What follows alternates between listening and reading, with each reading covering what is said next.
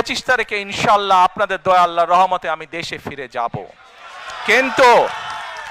কিন্তু এখানে উপস্থিত, এই ঘরে উপস্থিত প্রত্যেকটি মানুষের কাছে আমার অনুরোধ, দয়া করে কেউ আপনারা এয়ারপোর্টে সেদিন যাবেন না।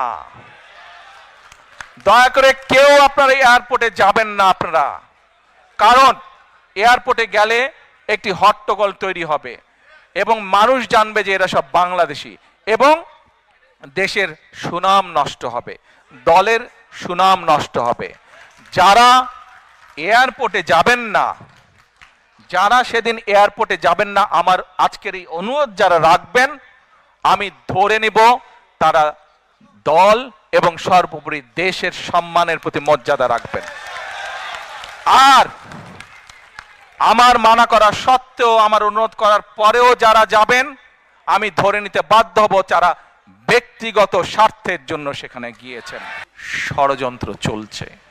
ষড়যন্ত্রকারীরা কিন্তু তাদের সেই ৭১-এ যারা ষড়যন্ত্র করেছিল, ৭৫-এ যারা ষড়যন্ত্র করেছিল, ৭ই নভেম্বরে পরাজিত হয়েছিল, ৮১-তে যারা ষড়যন্ত্র করেছিল, ৯৬-তে যারা ষড়যন্ত্র করেছিল, পরবর্তীতে যারা ষড়যন্ত্র করেছে, তাদের ষড়যন্ত্র কিন্তু থেমে নেই।